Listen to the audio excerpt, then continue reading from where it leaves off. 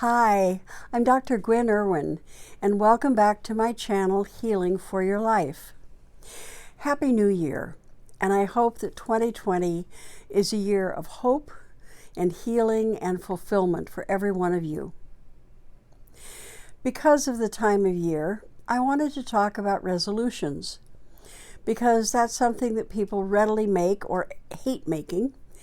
And this is the time of year when most people do it, if they're going to do them at all. Now, resolution means to commit to something, or to make a promise, or to vow something.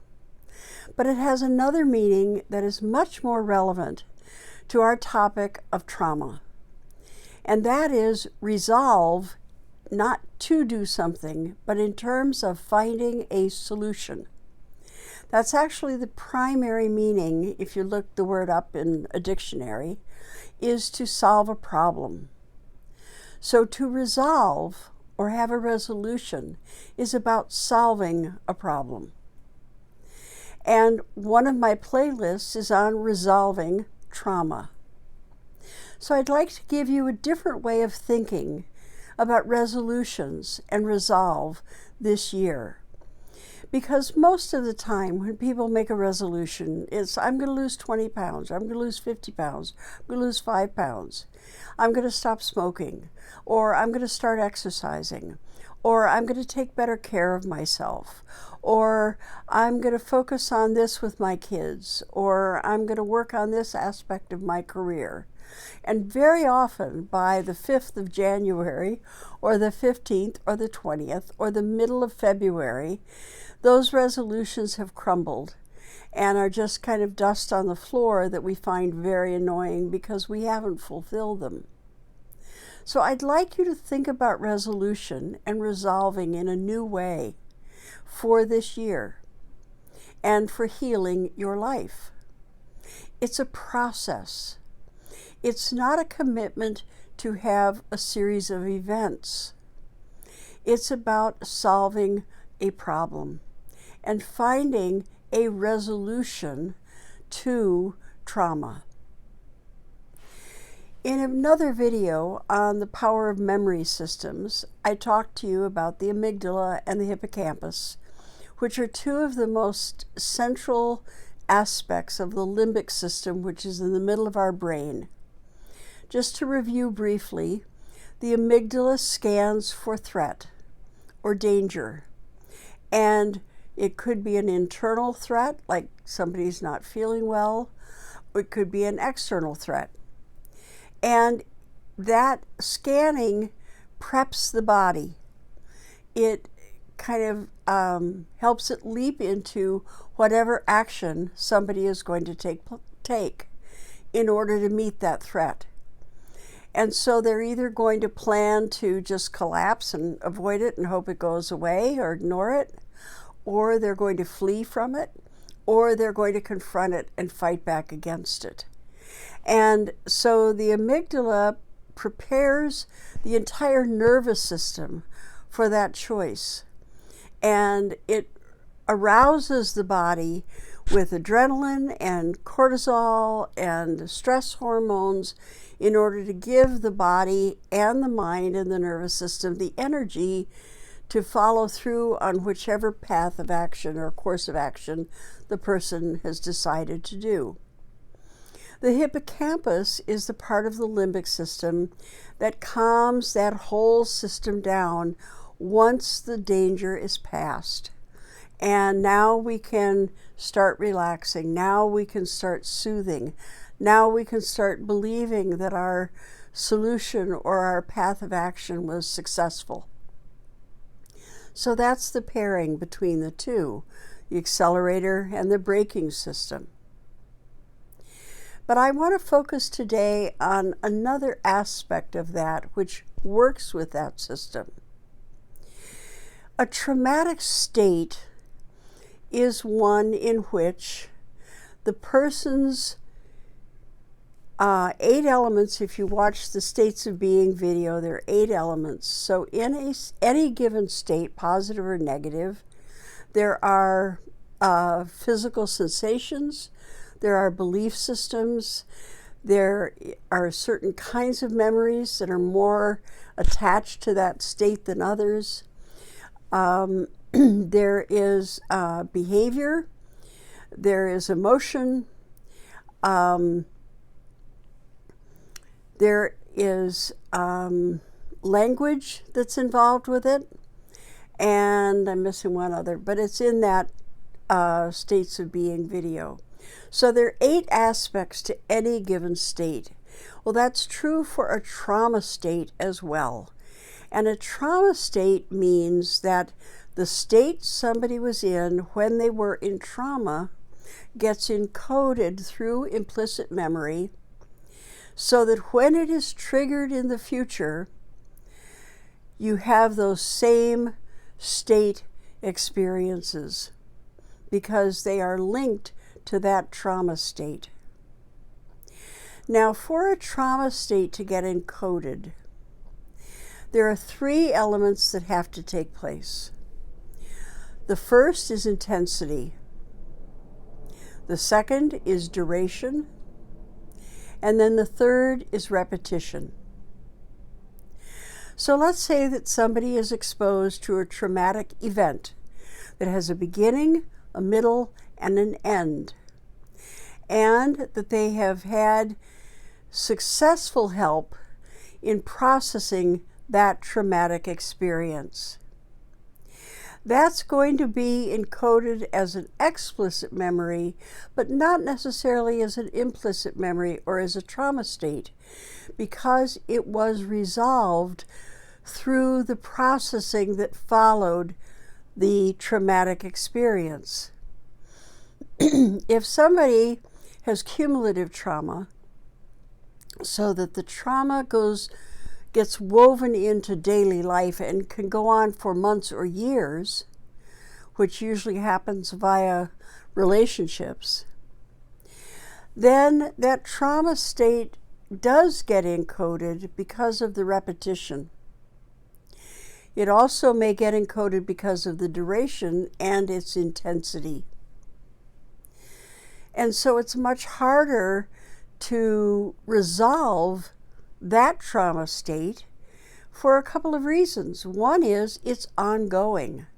And so even though somebody might recover temporarily from reliving it in real time, it's going to happen again. And so they're going to be re-traumatized, which just reactivates and encodes more deeply neuronally that trauma state. The other reason it doesn't get resolved is because nobody's processing it with the person who's experiencing it. Instead, it's just repeating.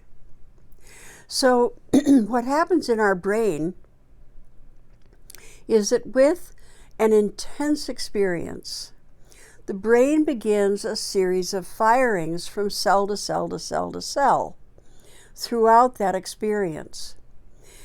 If it's intense, then the brain says, oh, take note of this, this is important.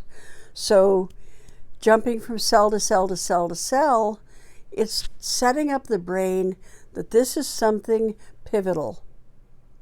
Now, if it lasts a while, meaning more than a few minutes, into maybe a half an hour or an hour or even longer, the brain is going to be encoding that duration as well, which is actually going to add to the intensity, and the intensity is going to inform the duration. And so now the brain is going to encode that neuronal pathway, which is what we call it, even more deeply. If that state and the experiences that cause it repeat, that is what really solidifies such a neuronal pathway in the brain, because it gets repeated over and over. This is true for positive experience too. We need intense, lasting, and repeated positive experience for healthy neuronal pathways that are life-sustaining and life-giving to be encoded in the brain on a neurological level. So Neurologically, a trauma state that gets repeated is powerful. And the more it is not processed, and the more intense the experience is, the longer it lasts, and the more it repeats, the more intense and more deeply that neuronal pathway gets wired into our brain systems. So now let's say that a child who's gone through cumulative trauma or event trauma that was not processed, and then they have to cope with the traumatic consequences of maybe being alone in it, or nobody really understanding them, and nobody taking on their point of view or protecting them. So the consequences now form a traumatic state that they have to live with. At some point, that child gets older and maybe has an important relationship, a mentor relationship, a teacher relationship. They fall in love, they go into therapy, and now they're an adult. And what happens when a trigger comes along? There are two things that are pivotal about this. One is that child, now adult,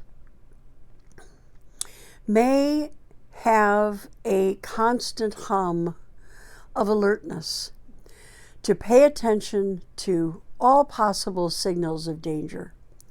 So their amygdala never thoroughly rests, and the hippocampus is never completely successful at turning down that alarm system. And so the person lives in a state of vigilance. And that is at the root of anxiety and panic disorders. And so someone is always kind of on guard or waiting for the next thing to happen. That's one path it can take. Excuse me, I've had a cold. Another path that it can take is that it could either get dissociated, so that the person just finds a psychological way to split all of that feeling off. Or if it isn't dissociated, their life becomes far less traumatic. And now it feels more creative. And in a sense, they're caught unawares by a trigger. And so their defenses are down, that kind of vigilance may not be in place. And so they are caught completely by surprise, because now something happens and they have this huge reaction to it. Now, this is a really interesting thing that our minds do. It can take just a whiff, the slightest little provocation, years later, but it will evoke the same intensity, the same duration of feeling as the original experience. And I've mentioned in one of those videos that it makes people feel very odd to themselves, because why have they had such a large reaction to such an insignificant prompt? Well, this is why. Because the brain has encoded that neuronal pathway and that traumatic state, and it stays in place. And unless it's been thoroughly processed and resolved, finding a solution over time, not only to the trauma, but to all of its consequences, then when that prompt comes that's seemingly insignificant, or if not insignificant, unrelated, and the person is now back in that traumatic state, they are completely blindsided by that and find themselves to be a complete puzzle. They're bewildered by their own experience. But that experience can shake them to such a level that it could take literally hours or days or weeks to recover from such an episode. And then the harsh criticisms come in internally, or even the criticisms of other people of like, why are you reacting that way? Nothing happened. That was no big deal. Why are you taking that so personally? And the person becomes very isolated in their experience, which only adds to the whole re-traumatization process. So part of understanding trauma is the re-traumatization process, because that is usually worse than the trauma itself. And I'm very hesitant about making generalizations. But if there is support, and if there is intervention, and if there is processing, most of the time people can recover from a traumatic experience. It is when trauma is not processed or its repetition is not intervened with that re-traumatization occurs. So I want you to be aware of the re-traumatization process. And in our next video, the re-traumatization process, we're going to go into more depth in this so that you fully grasp what you or someone else is up against when they've had traumatic life experience which keeps repeating, and what that actually means for someone in terms of their inner life and the way they live their outer life, which may be very separate from one another, because most traumatized people have learned to be incredibly high functioning because they had to survive. So that's our next video. There are going to be many videos to come on the resolution process. And so as we begin a new year, I want us to begin with a resolution process that is not making a New Year's resolution, but embarking upon how to solve the problem of trauma and re-traumatization. Thank you so much for joining me today. I look forward to seeing you soon. And again, Happy New Year, and join me on this process of resolution. Bye for now.